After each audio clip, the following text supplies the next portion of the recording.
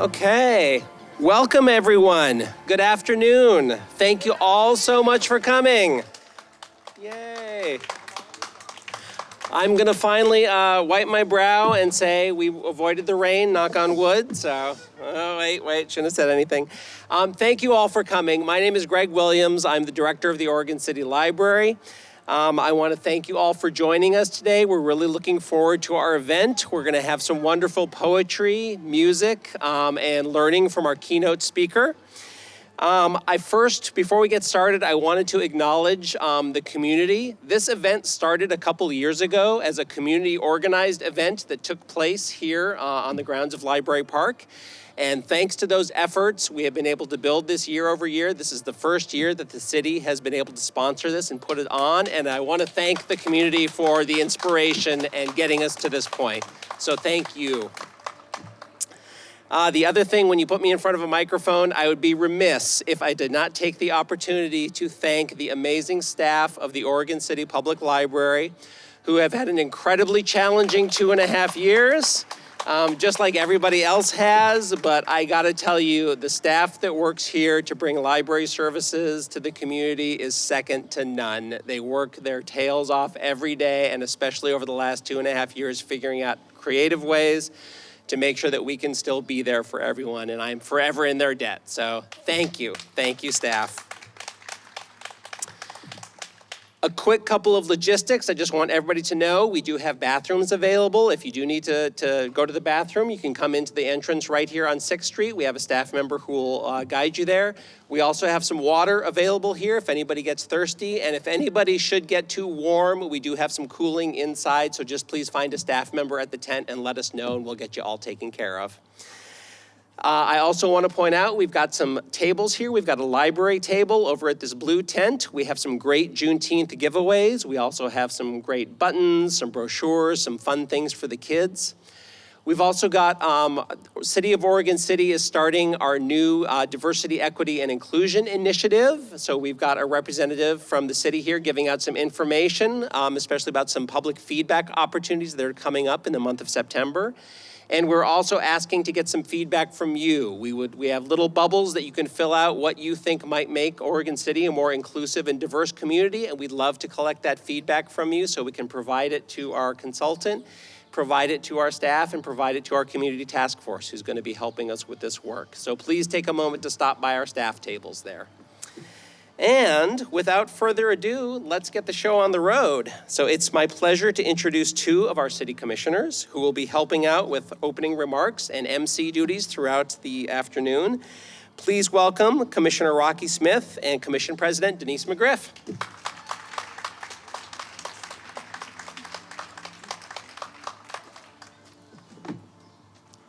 Thank you so much, everyone. And I am so excited that we're doing this for the third time. Whoops.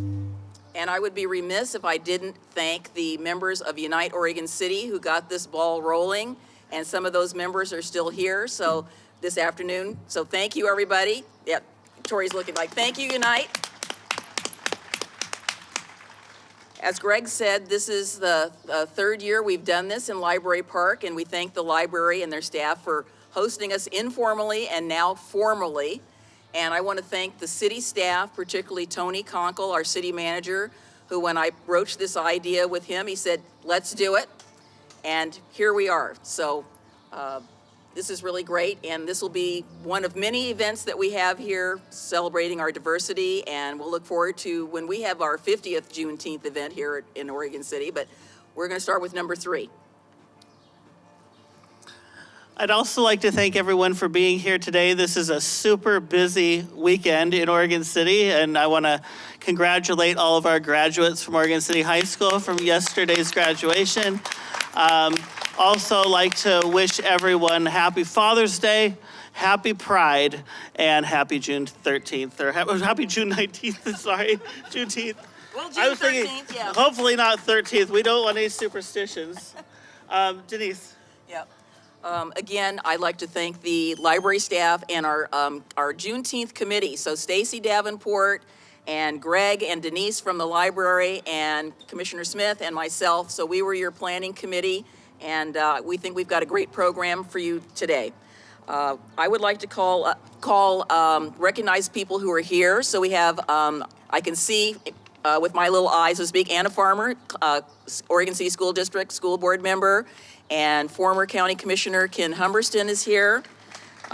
We are also hopefully going to see State Representative Mark Meek. He did say he was coming, but as his schedule is crazy, I'm sure he'll be here a little later. And also then to thank all of you, my friends, my neighbors, and people that I hadn't, and so some of you are strangers to me, but you're just friends I haven't met yet. So thank you for being here as well. So I'd like to ask Commissioner Morrow to come up, and he's going to read our proclamation that we had at our City Commission meeting on Wednesday.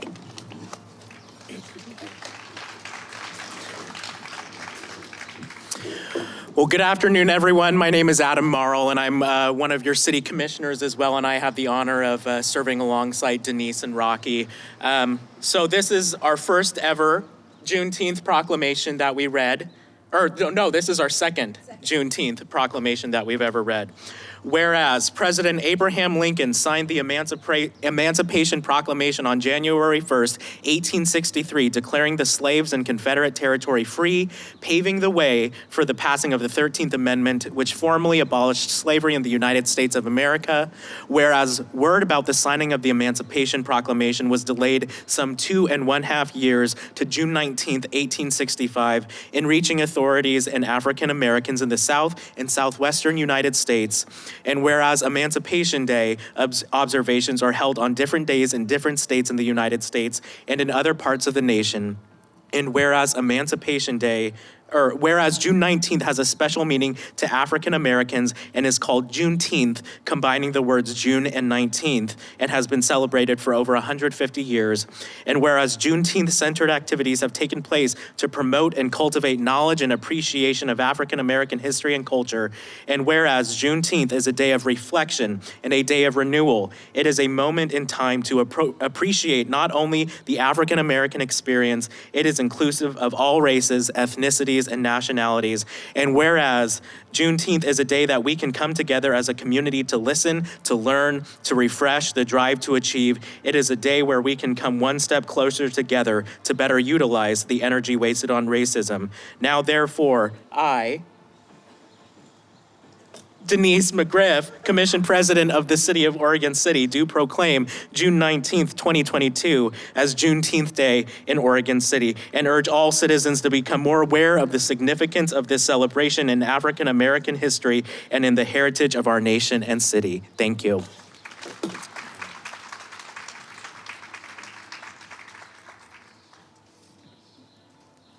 Thank you, Adam. I think you did a better reading of it than I did at the meeting. Anyway, the next thing we're going to talk about is, well, what is Juneteenth? Some of you do know, and why do we celebrate it?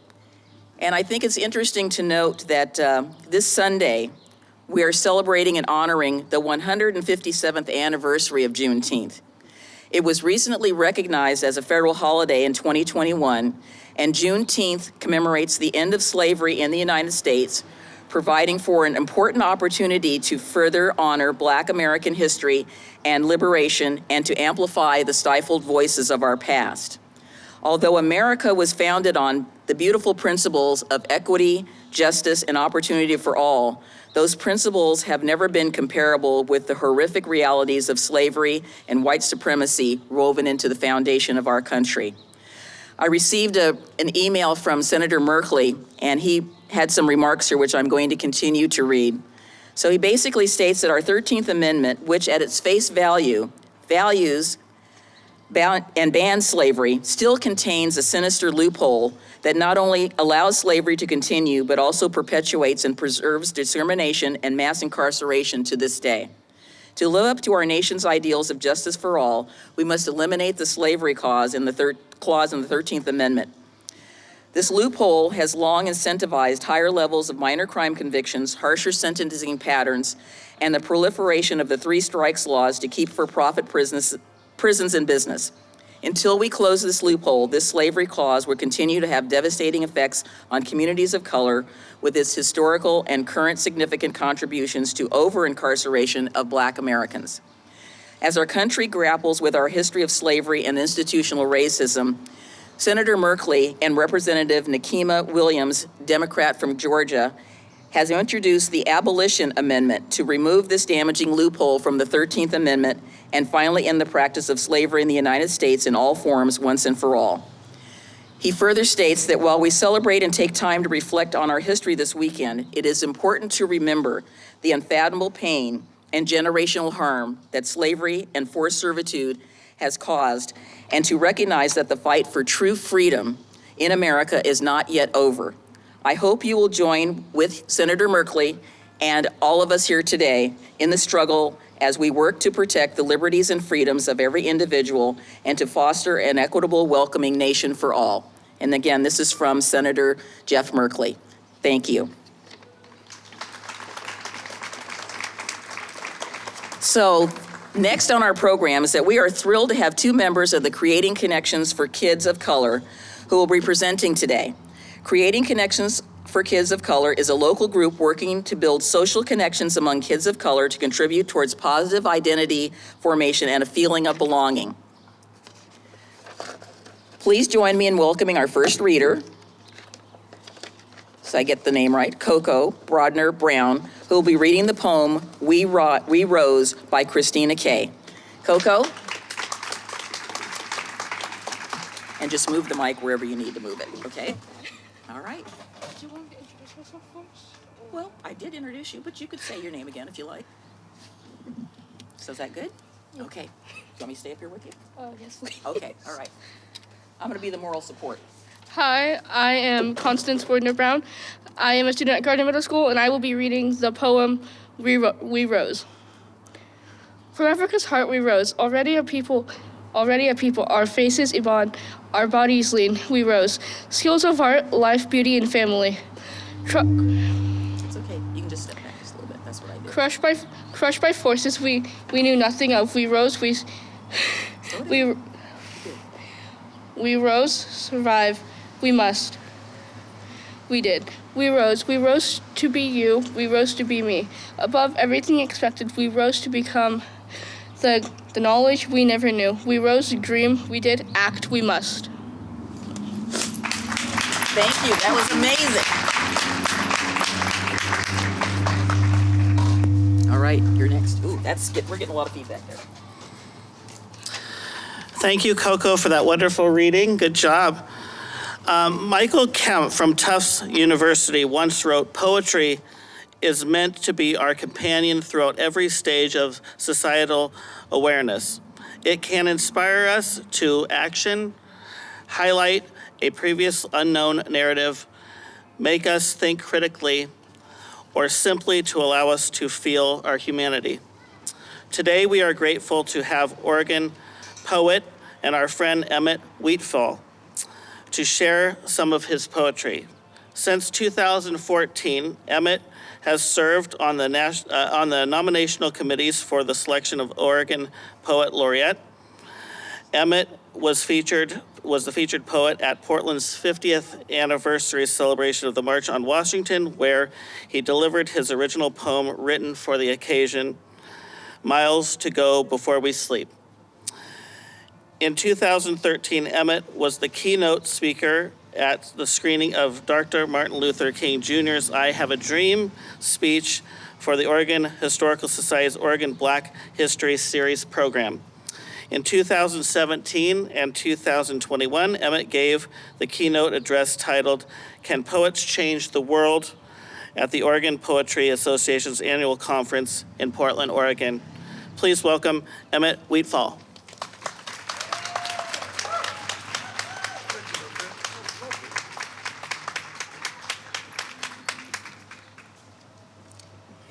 Good afternoon, Oregon City. It is great to see you. Put your hands together for being here today.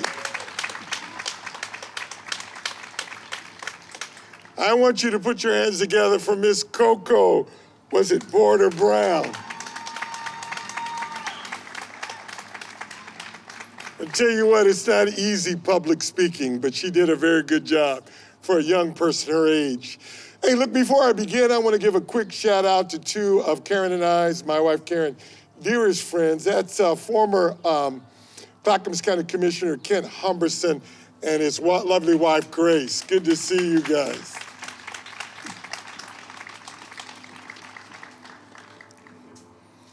I want you to imagine with me for a moment millions of Negro slaves who have been robbed of their freedom and their liberty.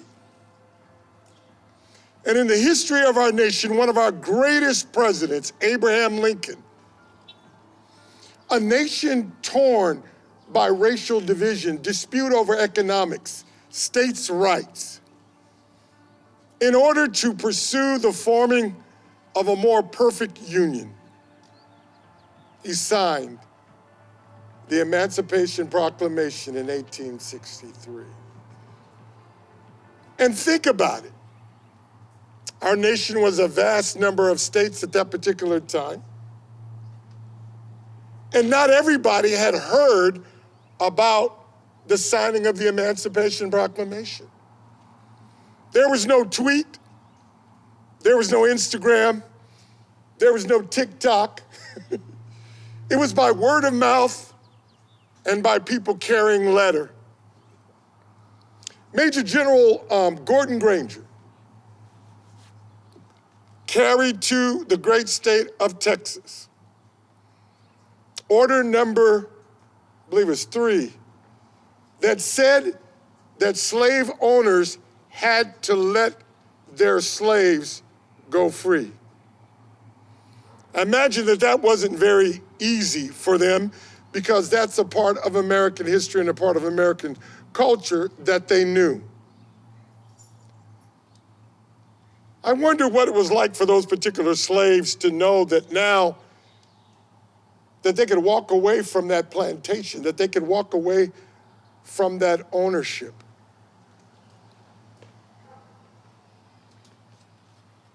You need to hear about the 13th Amendment of the United States Constitution that said 2 things: that no one could be held as a slave or in involuntary servitude. I feel myself tearing up.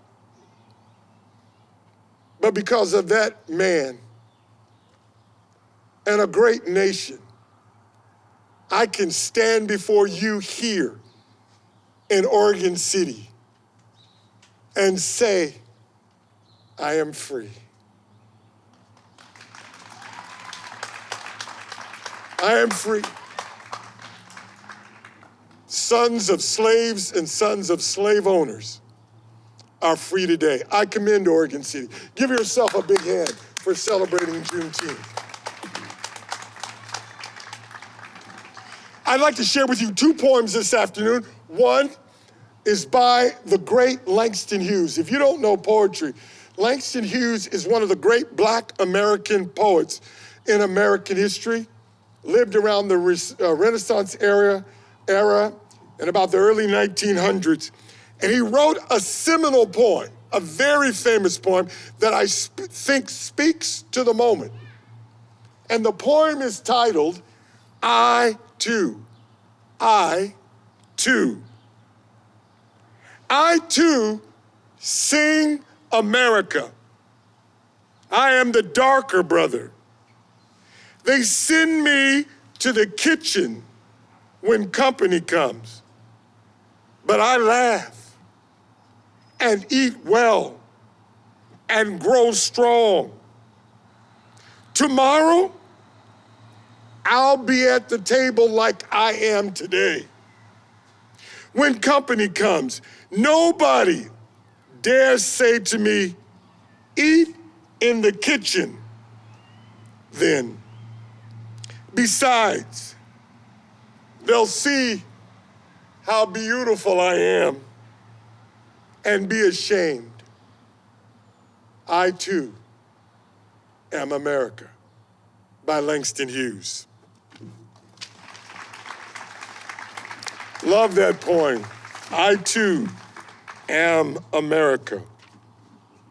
I'm a fan of Langston Hughes, you could probably imagine. And so I wrote a poem similar to his a number of years ago, and I want to be able to share that poem with you today. The poem is I too am a slave. I too am a slave. Suddenly came the uprooting from the dark garden. My father's uprooting. I am his son, the son of his sons, a distant son of sun and of the dark garden. Fermented in memorandum by prevailing words, blistered by the salty sea, chained in the bottom of a seafaring vessel, then left to languish, firmly planted on the plantation in Master Wheatfall's garden, his lily white garden, where white is everywhere and most things white. I imagine Master's house white, with white fences, his white barns, his white wife, and their white daughters, dressed in white dresses under white umbrellas, and then his sons, white men, prim and proper, sons of the South, sons of the Confederacy. Widely known is the name Wheatfall. White is his name, Wheatfall. White is everywhere, and most things white. My father's master gave me his name, Wheatfall. Was it a whisper? Was it done on a whim when Master Wheatfall branded my father's father and me? Never could a slave so named be branded so gently. Unlike the prick of a pen, more so the scorch of a merciless flames, its single singe still stings. I bear that name, a slave owner's name, a white man's name, Wheatfall. Wheatfall is my name. I am confused. I am angry. Who am I? What is my name? What was or is my father's true name? From what dark garden was he uprooted? Are my ancestors buried there, that dark garden? I lament for what I am not, and long for who I should be. For now, I am Wheatfall, property of my father's master. I too am a slave to the name Wheatfall. The legacy? Whose legacy? His? The slave master's? Why? My father's legacy. What about mine? This gives rise to pause, to contempt, to contemplation, to anticipation, to revelation, to self-actualization. Although enslaved by the name of a slave, I have an emancipator, a redeemer, a deliverer, a Moses, my Moses. I am my Moses. Free me, Moses, free me. Remove the stain of my name. Free me, Moses. Take me to the sea, to the banks of the Red Sea. Part the waters, Moses. Part the waters for me, and I'll be free. I'll cross over with you, Moses. Take me to the promised land. You, my emancipator, Moses. You, my redeemer. You, my deliverer. Langston Hughes said, I too am America. Langston, I too am America. Wheatfall is an American name. Therefore, I too am America. Thank you, Oregon City.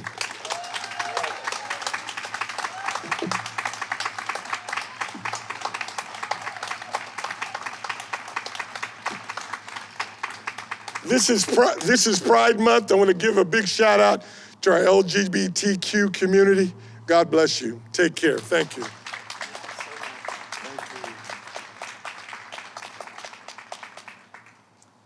Thank you, Emmett, for those inspiring words. And now I'd like to introduce the first of the two wonderful musical performers who are joining us today. Our first musical performer is three-time Grammy-nominated singer, songwriter, and guitarist. She is a member of both the Oregon Music Hall of Fame and the Cascade Blues Association Hall of Fame, and she will be performing the classic Stephen Foster song, Hard Times. Please join me in welcoming Ellen Whyte. And the reason that you have these words here is that you are all going to be singing along with her. So, yes, she's saying yes. Thank you, Ellen. Thank you. Oh, thank you, everybody, for being here today. It's an honor to be a part of this celebration. And so please turn to your hymnals. We're going to be singing this song.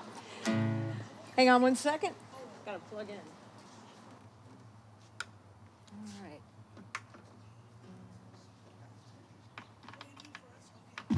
Oh, ouch. All right.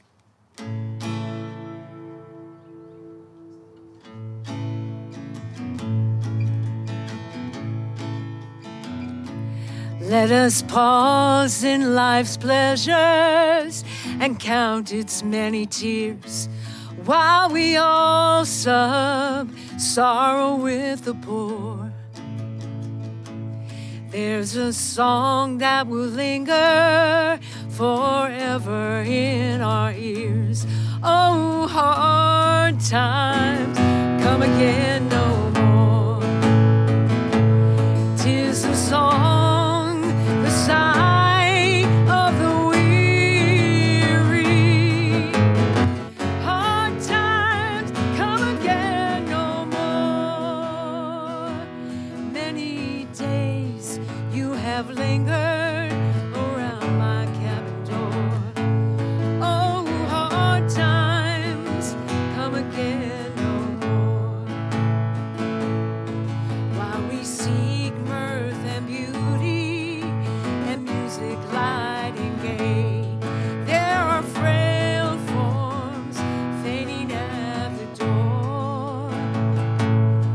Though their voices are silent, their pleading looks will say, oh, hard times come again no more. 'Tis the song, the sigh of the weary.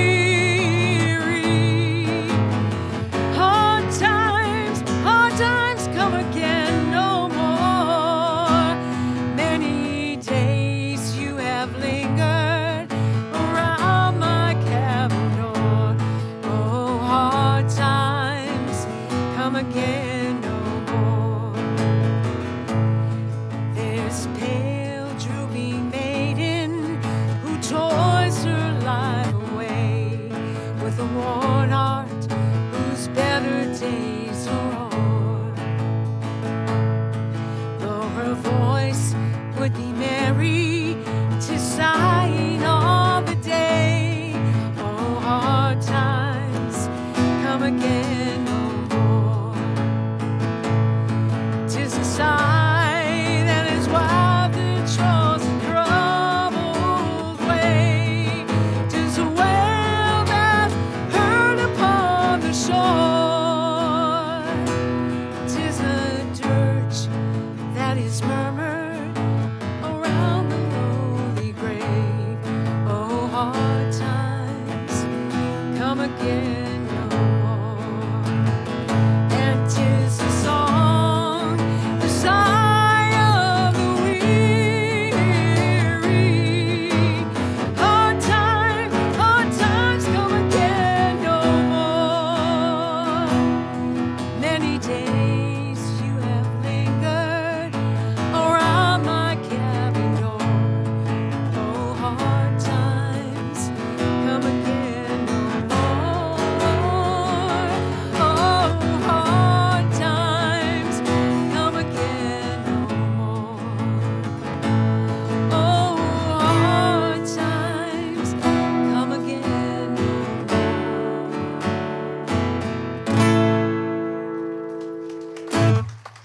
Thank you.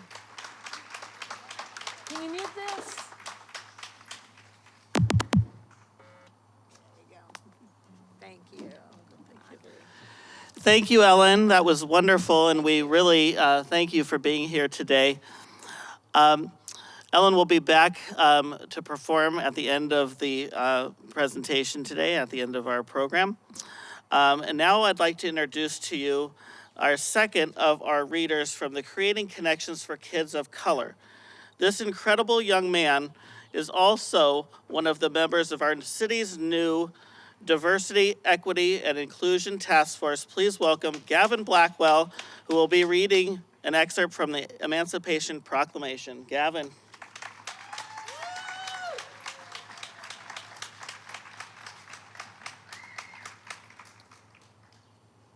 All right, hi, I'm Gavin Blackwell. I'm going to read the Emancipation Proclamation. All right. By the President of the United States, a proclamation. Whereas on the 22nd day of September, in the year of our Lord 1862, a proclamation was issued by the President of the United States containing the following. On the first day of January, in the year of our Lord 1863, all persons held as slaves within any state or designated part of a state, the people whereof shall then be in rebellion against the United States, shall be thenceforth and forever free.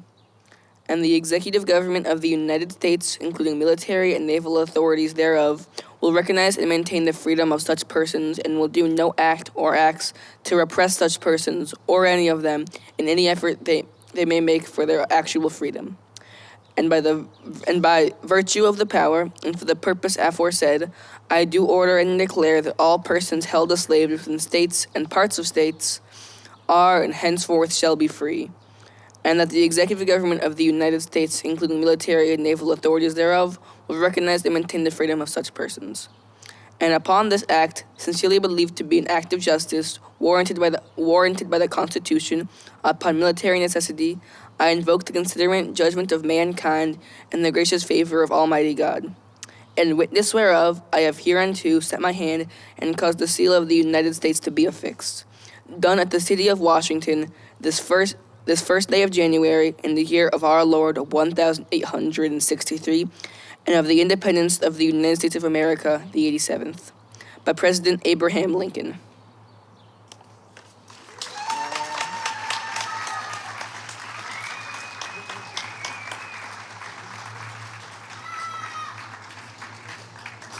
Well, as usual, Gavin knocked it out of the park. Thank you, Gavin. It was amazing. Thank you again for participating. This is his third year in participating in this event. So the Emancipation Proclamation promised freedom, but was that freedom kept? Today's speaker, Taylor Stewart, is going to explore the question through the lens of the story of Jacob Vanderpool. Taylor Stewart graduated from the University of Portland in 2018 with a degree in communications and a master's in social work in 2021. Taylor started the Oregon Remembrance Project in 2018 to help communities unearth stories of injustice, and engage in the necessary truth-telling and repair required to reconcile circumstances of historical harm. His work connects historical racism to the present-day legacies in order to inspire contemporary radical justice action. And what started as simply a way to memorialize a man by the name of Alonzo Tucker, Oregon's most widely documented African-American victim of lynching, Taylor has grown to see the power of reconciliation as a way to rectify further instances of historical justice. Please welcome Taylor Stewart.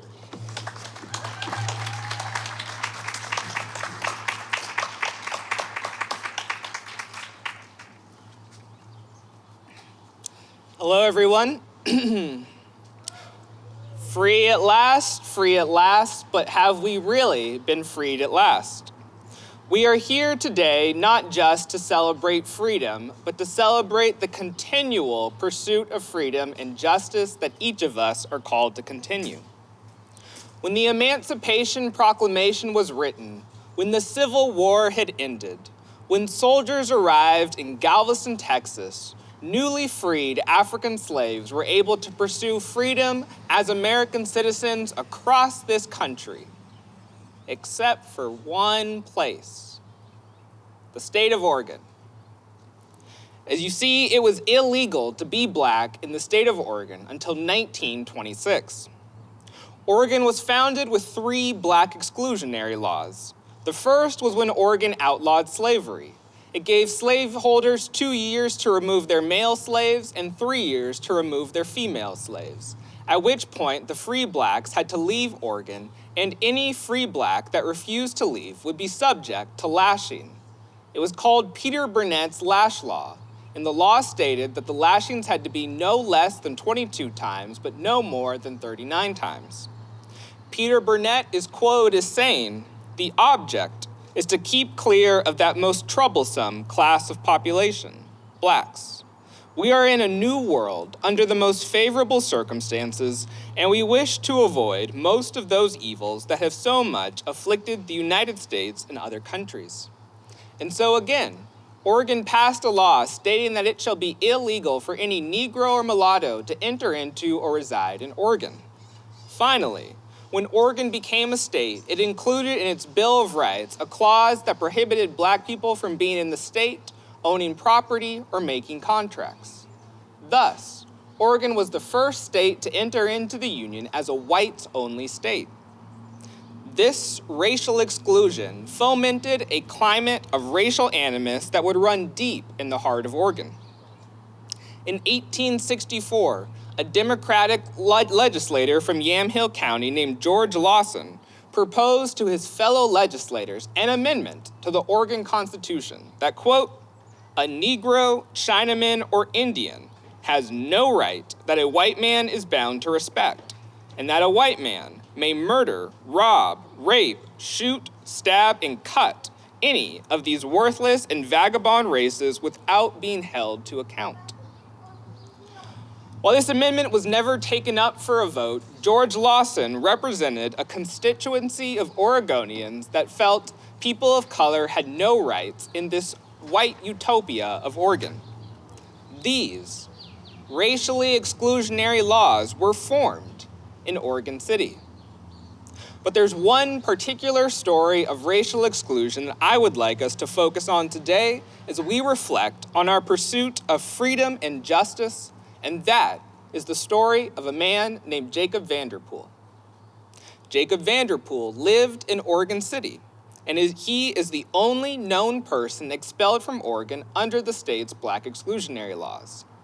He was a business owner and was forced to leave Oregon after a competing white business owner reported him to authorities. He was your historical neighbor, and his crime? Simply being black in the state of Oregon. Jacob Vanderpool first appears in Oregon in the summer of 1851. He was a former sailor from the West Indies turned hotel manager. He was an industrious man running an ad in the Oregon Statesman nearly every week for his hotel, the Oregon Saloon and Boarding House.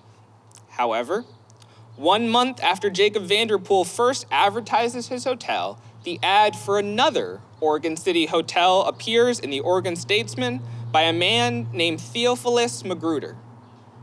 And less than 1 month after that, Theophilus Magruder makes a formal complaint in front of the Supreme Court of the Territory of Oregon where he says, quote, "I pray that a warrant may open for the arrest of the said Jacob Vanderpool and that he is dealt with according to law." Jacob Vanderpool would then be arrested the very next day. Oregon's black exclusionary laws were not meant to expel African Americans residing in the state, simply keep them from settling here. However, the judge, Thomas Nelson, who presided over the Jacob Vanderpool case, chose to apply the laws in the former. The same judge who happened to be staying at Theophilus Magruder's hotel. The same judge who spoke highly of the hotel management. The same judge who was given the nicest room at the hotel. The same judge who walked with Theophilus Magruder to and from the courthouse, did they walk in lockstep as Jacob Vanderpool sat in a jail cell? We'll never know.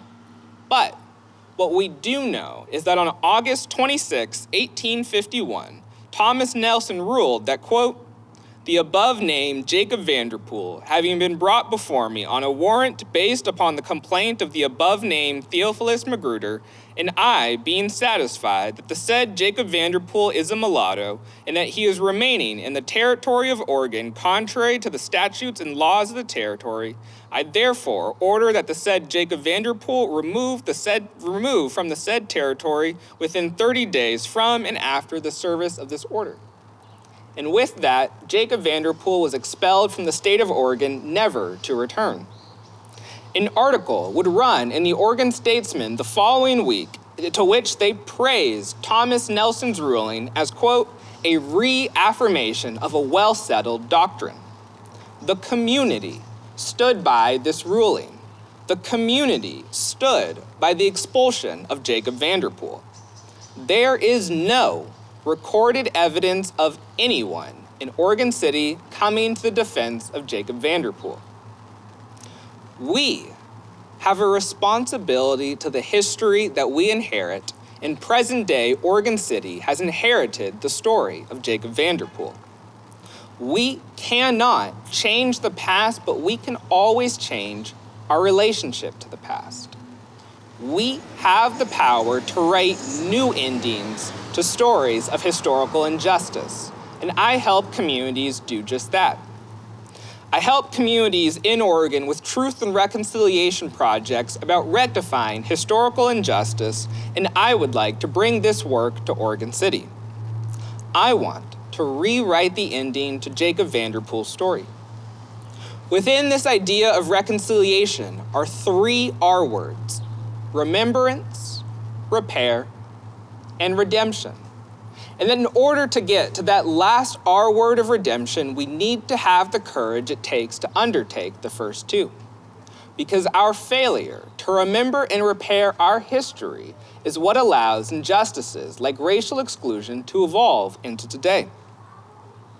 I first started this historical reconciliation work in the community of Coos Bay, Oregon, to memorialize a man named Alonzo Tucker, the most widely documented African-American victim of lynching in Oregon. Alonzo Tucker was 28, married, and a boxer from California, and he was wrongfully accused of sexually assaulting a white woman before he was eventually hung from a light pole on the old Marshfield Bridge in front of a crowd of 300. Even children were a part of the lynch mob that left Alonzo Tucker's body hanging there for several hours. Remembrance, repair, and redemption. February 2020, we held a soil collection ceremony near the spot of the lynching. In June 2021, we unveiled a historical marker in the community to memorialize Alonzo Tucker and the thousands of other African Americans who were lynched in this country. There are 2 dates of significance on the historical marker: 1902, when the lynching occurred, and 2021, when the historical marker was unveiled. And we can't fully understand the story of Alonzo Tucker only focusing on the 1902 date, as his story now continues on into 2020 and 2021, when that same community where his lynching occurred used his memory as inspiration for becoming a community more committed to the ideals of truth, justice, and reconciliation. I've also now started working with the community of Grants Pass, Oregon, to reconcile their history as a sundown town. Sundown towns were communities that purposefully excluded African Americans and other racial minorities from living in or simply passing through their community through a culture of fear, violence, and intimidation. There was a sign in Grants Pass into the late 1960s, early 1970s that said, "Nigger, don't let the sun come down on you here." Remembrance, repair, and redemption. The goal in Grants Pass is to rewrite this ending to the story of a sundown town and create an ending where a formerly exclusionary community can become one of the communities most intentionally committed to inclusivity because of its history. The work is titled The Sunrise Project, with the idea that sunrise is the opposite to sundown and signals the start of a new day. We're working to create a community in which everyone can feel safe, respected, and like they can call this space their home as we try and develop a new identity as a sunrise community. We're looking to culminate this work in the United States' first ever historical marker about sundown towns. I would like to bring this historical reconciliation work to Oregon City with what I'm calling the Vanderpool Project, and I hope you will join me. Remembrance, repair, and redemption. I would like to place a historical marker where Jacob Vanderpool's business once stood to make his story a permanent fixture in the geographic memory of the community. We are then called to repair this fundamental question of who Oregon City wants living in their community. I want to work with you to develop recruitment and retention plans for people of color in the community as a way to honor the memory and experience of Jacob Vanderpool. While there may no longer be legal expulsions, the state of Oregon still foments a culture of cultural expulsion on its communities of color. Difficulty integrating, unable to find connection, isolated from communities of support, people of color are still living the same experience of Jacob Vanderpool today. But if we use Jacob Vanderpool's story as an impetus for improving the lived reality of people of color in Oregon City, we can add a new chapter to his story. Systems of city accountability, business and economic support, cultural resources, opportunities for diverse network building. I believe in a community in which people of color can thrive for the benefit of everyone. There is a more just community waiting for us. We just have to have the courage it takes to get there. We cannot change the fact that Jacob Vanderpool was expelled from Oregon, but what we don't have to accept is that is the end to his story. By creating a more just and welcoming community for people of color in Oregon City, we can bring Jacob Vanderpool a semblance of redemptive justice. The kind of justice that redeems our pain, our wrongdoing, and our stories. Remembrance, repair, and redemption. None of our stories are over. Coos Bay's story is not over, Grants Pass story is not over, and neither is Oregon City's.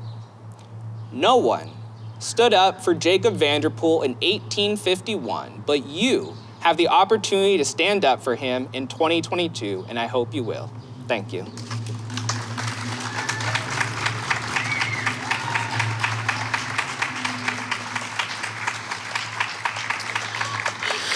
Thank you, Taylor. Thank you for sharing these important stories of Oregon's history. It's very important that we continue to do that.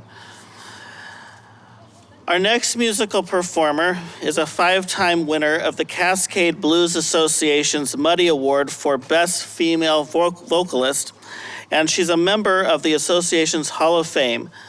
Singing Sam Cooke's A Change Is Gonna Come, please welcome our friend Ray Gordon.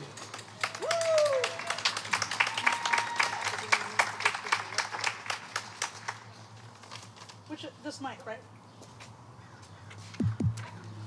All right, how you doing? Thank you guys for coming out and supporting this great event.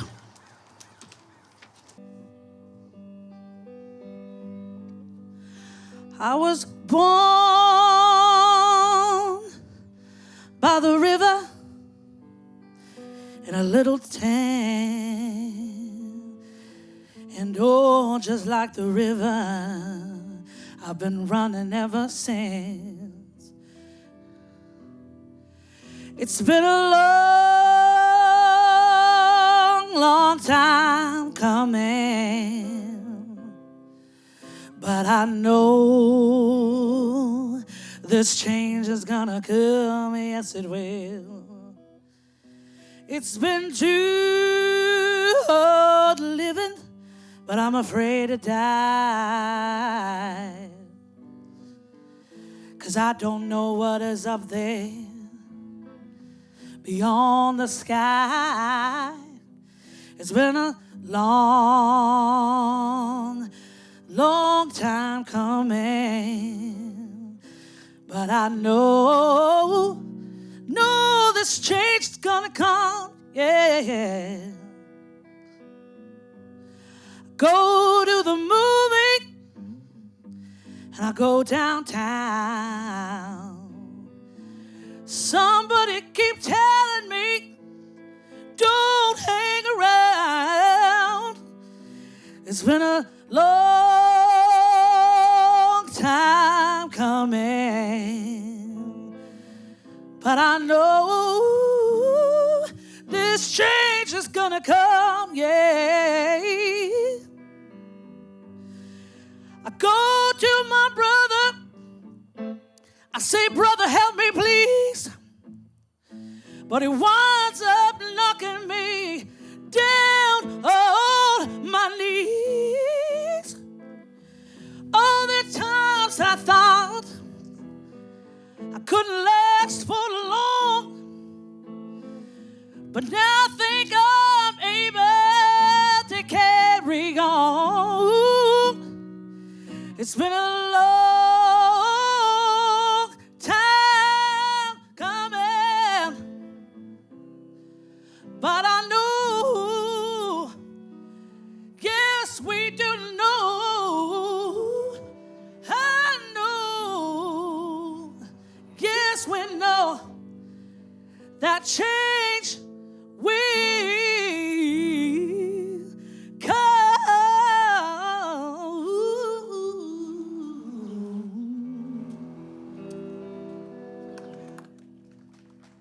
Thank you so much. God bless you. Sunny Hess.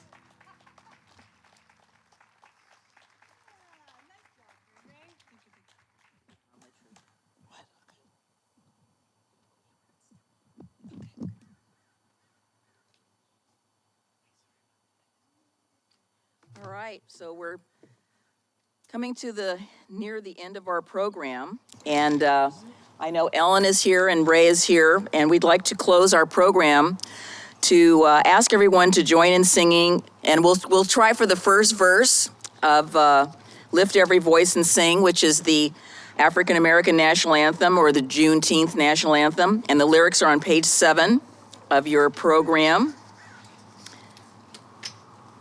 So are you going to join me, Ray? What? Are you going to join me? And Ellen? Oh, okay. Yeah. Ellen? Just like we practiced. Yes, just like we practiced. Hi. It was a long practice. I know. I'm not. Took months. I am not. I'm a singer in the shower and in my car. All right, that's perfect. So, we'll see if we can get this started. Oh, yeah, I don't have here, lyrics. Yes. So, lift. Ready? Yes. 1, 2, 3. Lift every voice and sing. Come on, you guys. I am not the singer here. We are just your backup No, you singers. are not. I'm not singing. And I am not singing we're our this backup alone. dancers, too. I'll be the backup dancer. Till earth and heaven ring. Oh, do you know this song, too? Do you know it?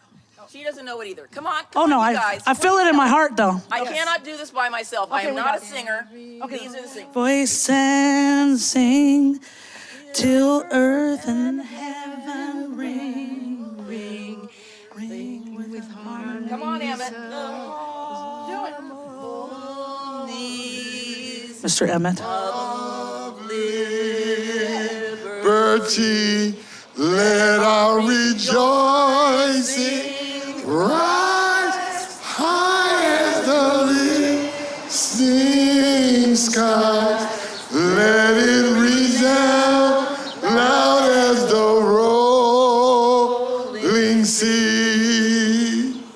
Sing a song full of the hope that the dark past has taught us. Sing a song full of the hope that the present has brought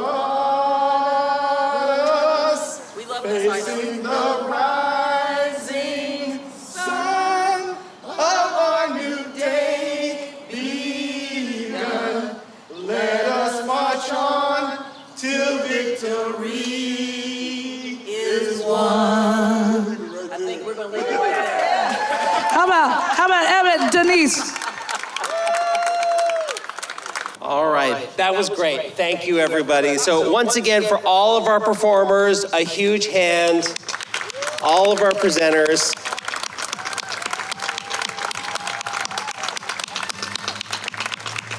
Thank you to everybody who presented and performed today. Thank you everybody who came today. If you haven't visited any of our tables, please do so. Please don't forget to provide some of your thoughts and feedback to the city's Diversity, Equity, and Inclusion Initiative.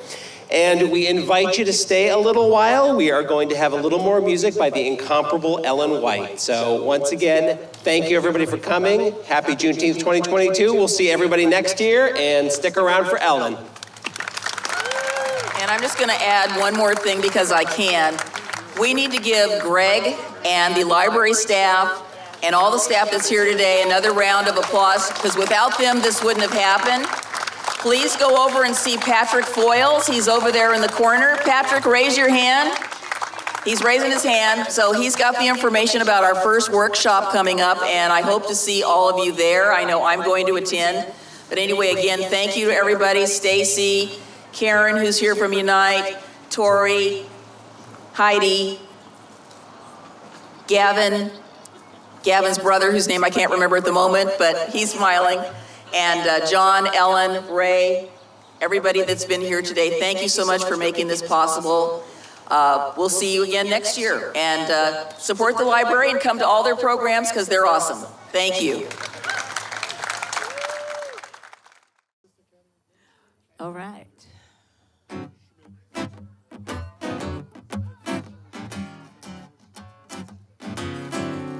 Ooh, I got dust on my shoes. Need my crankcase drained. Oh, dust on my shoe. Need my crankcase drained. It's been a long, dry spell. Oh, I think it's gonna rain. Yeah, those storm clouds roll in. My dog pulling on a chain.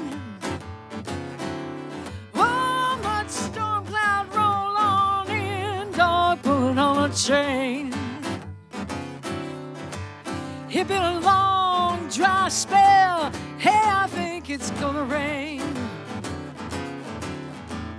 When I look at my field, everything is crack and flake. I said, when I look in my field, everything is crackly flake. It's been a mean, dry spell. Oh, I think it's gonna rain.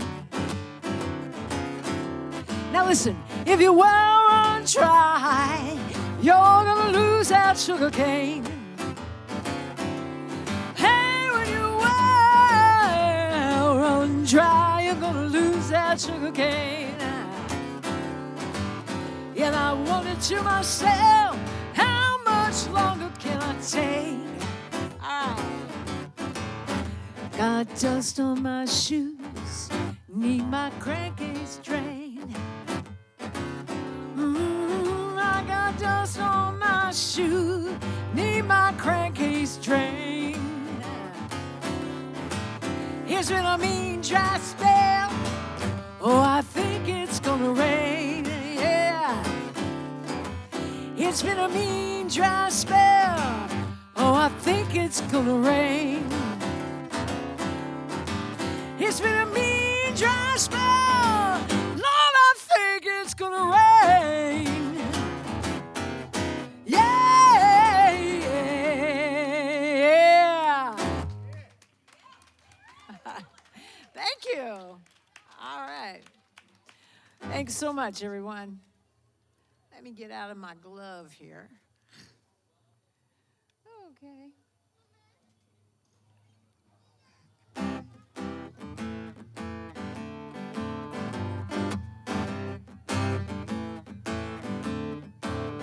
Well, you can cry a million tears. You can wait a million years. But if you think that time gonna change your ways, don't wait too long. Oh, when you're mourning loving you by candlelight. Well, if you think that time gonna change your ways, don't wait too long. Well, maybe I've got a lot to learn. Time gonna slip on away. Sometime you gotta lose it all before you find your way.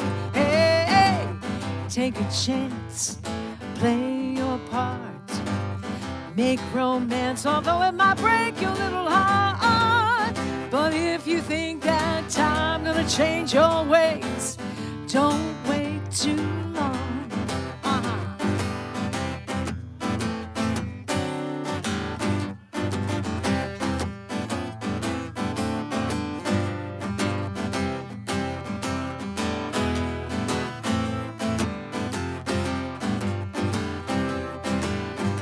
Well, it may rain and it may shine. You know that love will age like the finest red wine. But if you think that time gonna change your ways, well, darling, don't wait too long.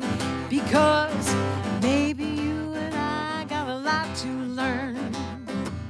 Time keeps slipping away. Oh, you know you gotta lose it all before you find your way. Come on and take a chance, play your part, make romance, although it might break your little heart. Oh, if you think that time gonna change your ways, don't wait too long. Don't wait too long. Don't wait too long. Don't wait too long. Yes. Thank you. All right. That's a good one. Well, I'm going to do a Phoebe Snow tune, which I am in love with this song. Just learned it recently. Yeah, of course. And it's just one of those tunes that's very catchy, like that last one, which was written by Madeline Peru, by the way, in case you were wondering who is that artist. She's pretty great, too. So, I'm going to try this. Hopefully this will stay in place.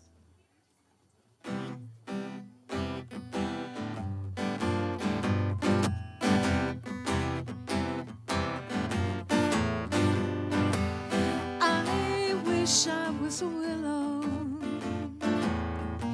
swaying to the music in the wind. And I wish I was a lover, I wouldn't need my costumes and pretend. I wish I was a mountain, I'd pass boldly through the clouds that never end. Oh, I wish I was a soft refrain, and when the lights were out I'd play and be your friend. I'd strut and fret my hour upon the stage.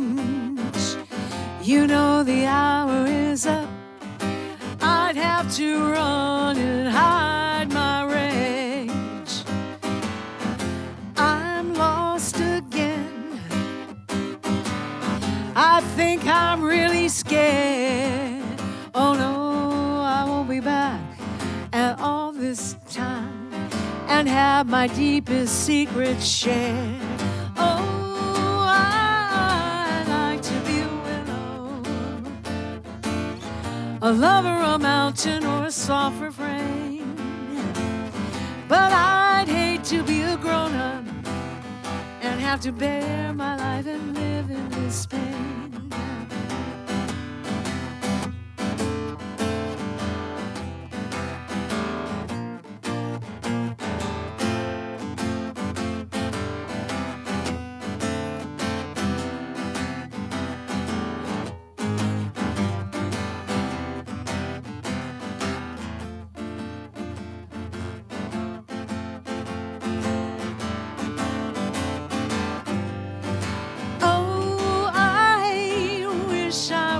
soft refrain.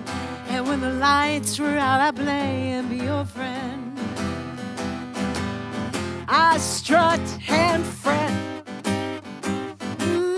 my hour upon that stage. You know the hour is up, my friend. I'd have to run and hide my rage. Oh, I'm so lost again. I think I'm really, really scared. Oh, I won't be back at all this time and have my deepest secret shared. Oh, I'd like to be a willow, a lover, a mountain, or a soft refrain. But I'd hate to be a grown-up and have to try to bear my life and live in pain. I'd have to try and bear my life and live in pain. I'd have to try to bear my life in pain. I'd have to try and bear my life in pain.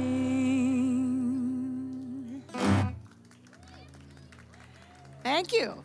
Thank you very much. Well. I'm glad the rain is held out. I'm not going to do that for us at all. We love that part of the show.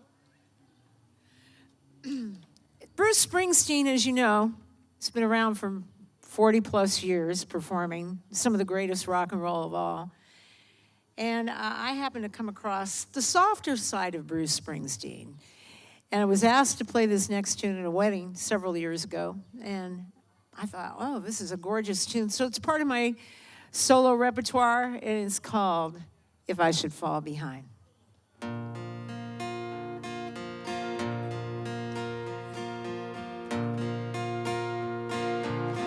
We said we'd walk together,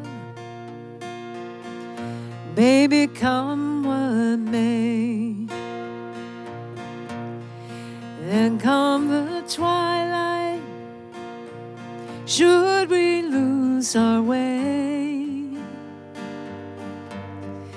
If we were walking and a hand should slip free,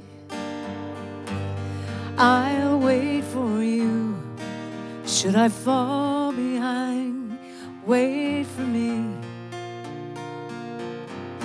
We swore we'd travel, darling, side by side. We'd help each other, keep in stride.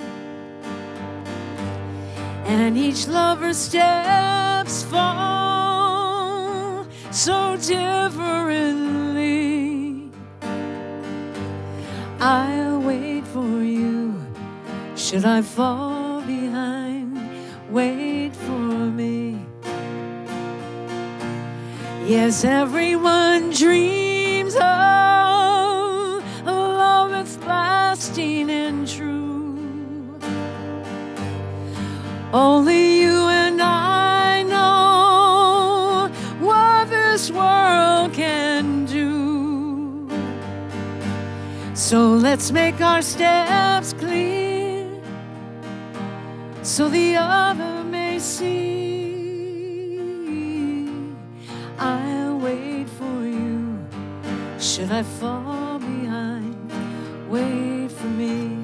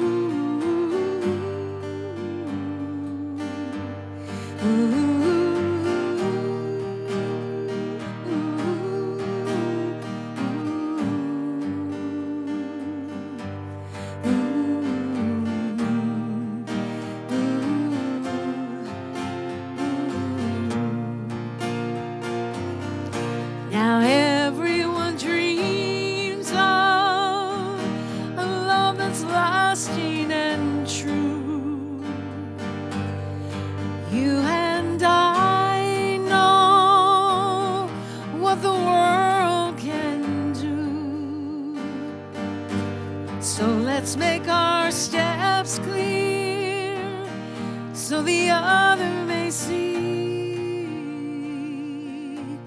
I'll wait for you. Should I fall behind, wait for you. There's a beautiful river in the valley ahead. There 'neath the oaks bough, soon we'll be wed. Should we lose each other in the shadow of the trees, I'll wait for you. Should I fall behind, wait for me. I'll wait for you. Should I fall behind, wait for me. Wait for me. Wait for me.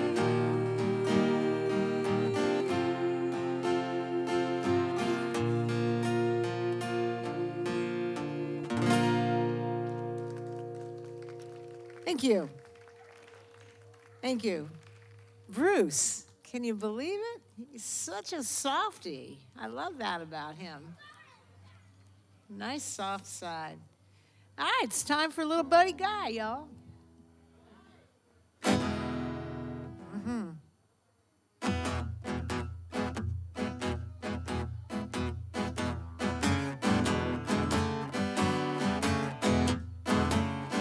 Well, I'm the last one to turn off the light. Yes, I'm the last one to call it a night. And when the clock on the wall says late, well, I still got one more to play. But I feel sometimes that I'm at the end of the line. Yeah. Well, Father Time's been good to me. I'm as young as a woman can be. You know I'm way past 21, but I can still get this job done. Well, I feel sometime, you know I'm at the end of the line.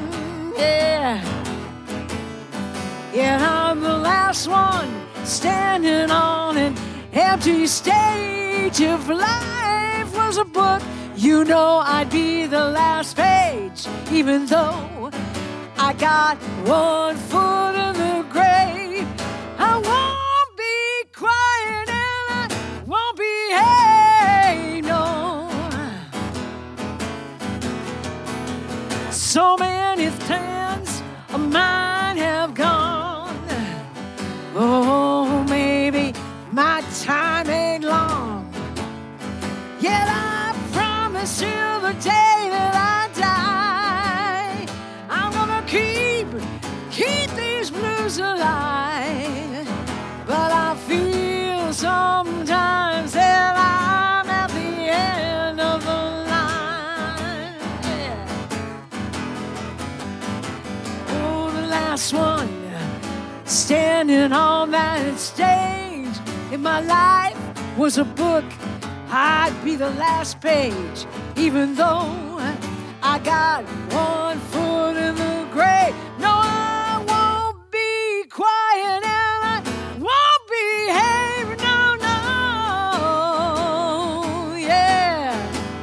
So many friends of mine have gone, and maybe my time ain't long.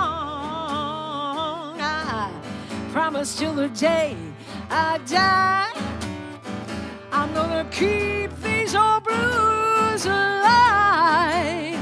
Yeah, that I feel sometime I'm at the end of the line. You know, I feel sometimes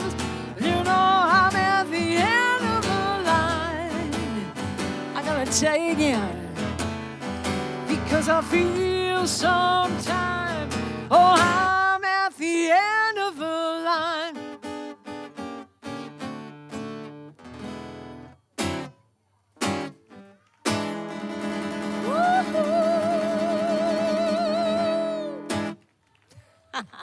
Thank you.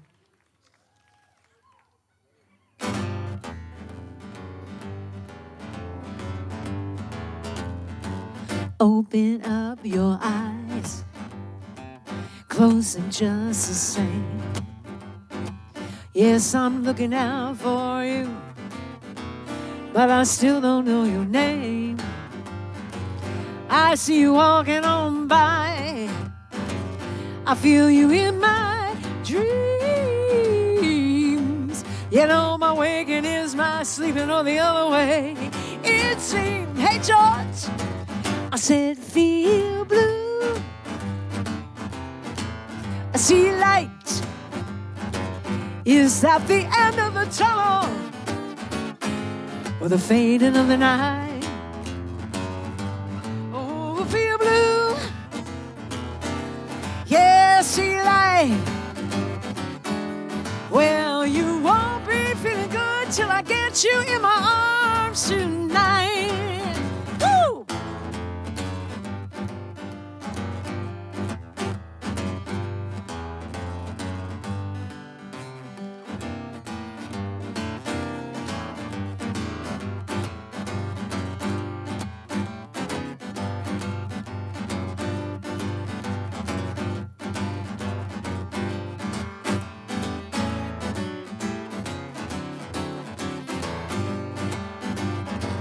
Feel blue. I see light. Is that the end of the tunnel or the fading of the night? Yeah, feel blue.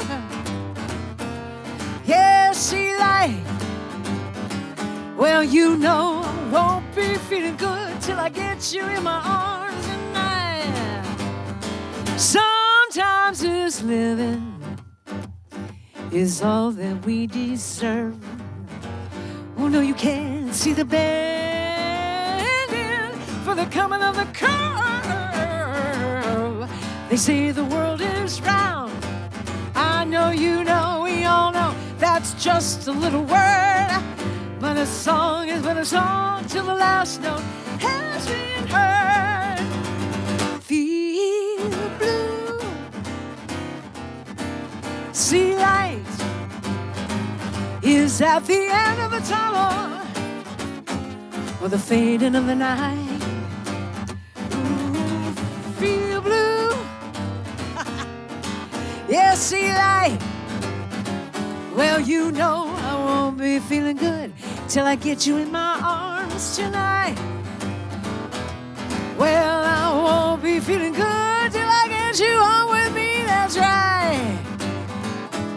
Well, I know it's understood. Feel blue, see light.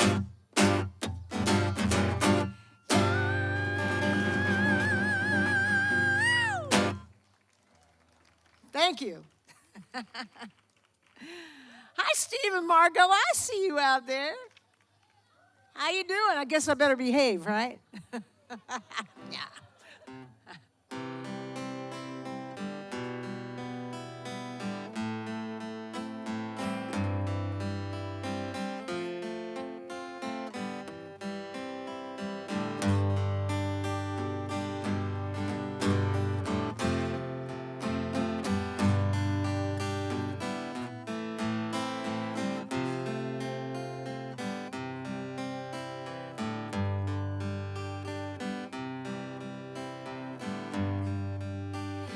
Wise men say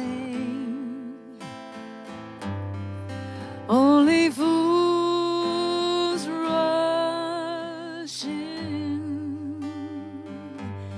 Oh, I can't help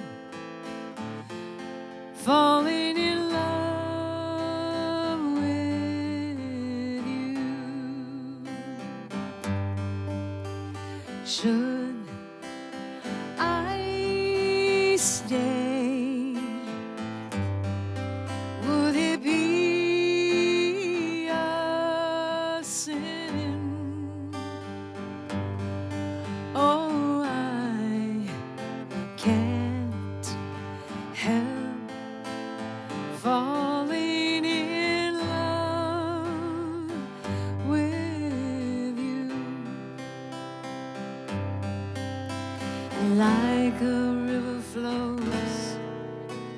surely to the sea. Darling, so it goes. Some things were meant to be. Take my hand, take my whole life too. No, I can't help falling in love with you. Like a river flows surely to the sea, darling, so it goes. Some things were meant to be. Take my hand, take my whole life through. No, I can't help falling in love with you. I can't help falling in love with you.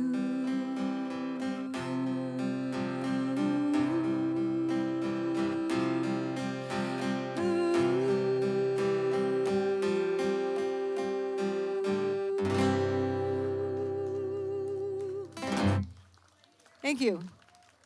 Thank you. I appreciate that. One more tune. How's that? Little Hank Williams. You gotta sing along with me, y'all. Hey, I said, hey, a good looking. Ooh, what you got it cooking? Well, how's about cooking something up with me? Well, hey, sweet baby, don't you think maybe, oh, maybe we'll find us a brand new recipe. I got a hot rod phone and a $2 bill.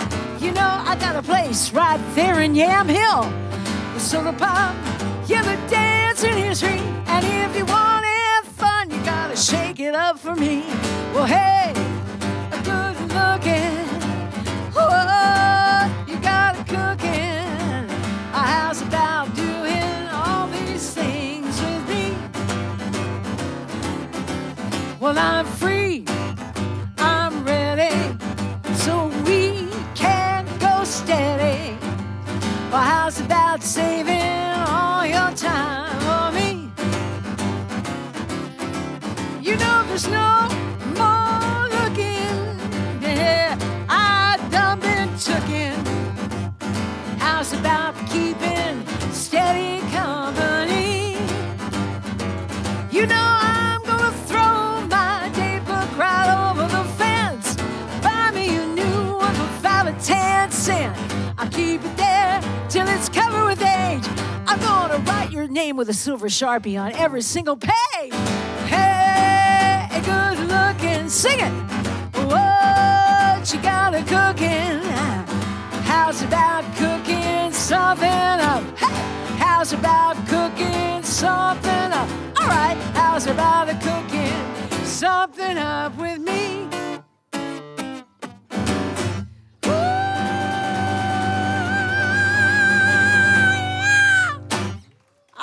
Thank you all. Thank you so much. Thank you for hosting this wonderful, very significant event in our history. I'm very happy to have been here today with all of you. Have a lovely rest of your weekend, and we'll see you again soon. Bye-bye. Thank you.